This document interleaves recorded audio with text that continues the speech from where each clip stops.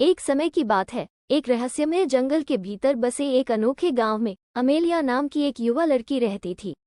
Amelia अपने दयालु हृदय और जंगली कल्पना के लिए जानी जाती थी और जादू के प्रति उसका गहरा आकर्षण था। वो मंत्रमुग्ध प्राणियों के बारे में किताबें पढ़ने, जादू टोना करने और असाधारण रोमांच के सपने देखने में घंटों बिताती थी। एक धूप भरी दोपहर में गांव के बाहरी इलाके की खोज करते समय अमेलिया की नज़र काई से ढके पत्थर के नीचे दबी हुई एक प्राचीन धूल भरी किताब पर पड़ी। इसकी रहस्यमय आभा से प्रभावित होकर उसने उत्सुकता से इसे खोला और पाया कि इसमें एक ऐसा जादू था जो उसने पहले कभी नहीं देखा था। मंत्र ने पाठक को काल्पनिक प्राणियों और लुभावने परिदृश्यों से भरे जादुई क्षेत्र में ले जाने का वादा किया। ऐसे अवसर के आकर्षण का विरोध करने में असमर्थ अमेलिया ने सावधानीपूर्वक मंत्र का पाठ किया। उसकी आवाज़ प्रत्याशा से भर गई। अचानक प्रकाश के विस्फोट में उसने खुद को अपने सपनों से परे एक दुनिया में पहुंचा हुआ पाया। हवा खिलते फूलों की खुशबू से सुगंधित थी और जीवंत झिलमिलाते जीव तेज धूप में इधर उधर उड़ रहे थे। जैसे ही अमेलिया अपने परिवेश को देखकर अचंभित हुई, उसने इंद्रधनुषी पंखों और शरारती मुस्कान वाले एक अजीबोगरीब प्राणी को पास में लहराते हुए देखा। इसने अपना परिचय लायरा नामक एक परी के रूप में दिया, जो अपने जादुई क्षेत्र को आसन अंधेरे से बचाने के लिए एक बहादुर मानव साथी के आगमन की प्रतीक्षा कर रही थी। लायरा ने बताया कि एक दुष्ट जादूगरनी ने भूमि से जादू का स्रोत चुरा लिया था, जिससे अराजकता और निराशा जंगल की आग की तरह फैल गई। संतुलन और सद्भाव को बहाल करने का एकमात्र तरीका चोरी की गई कलाकृतियों को पुनः प्राप्त करना और उसे उसके सही स्थान पर लौटाना था।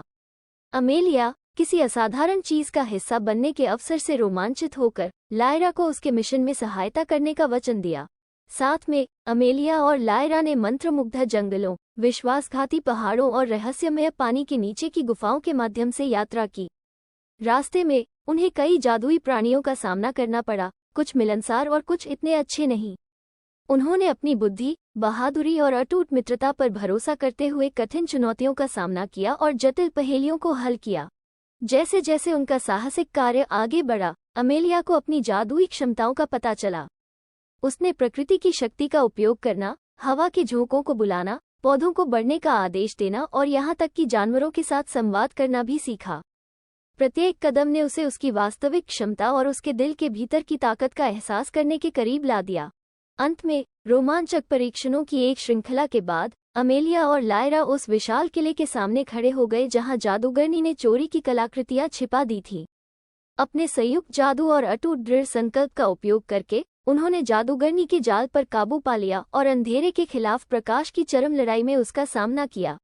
शानदार जादू के विस्फोट में अमेलिया और लायरा विजयी हुए, चुराई गई कलाकृतियों को पुनः प्राप्त किया और मंत्रमुग्ध क्षेत्र के संतुलन को बहाल किया।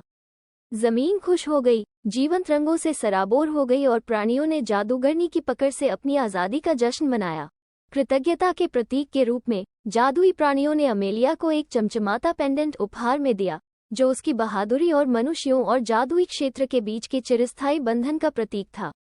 अपनी आंखों में खुशी के आंसू के साथ अमेलिया ने अपने नए दोस्तों को अलविदा कहा, ये जानते हुए कि उसकी यात्रा ने उसे हमेशा के लिए बदल दिया था और उसके दिल पर एक अमिट छाप छोड़ी थी।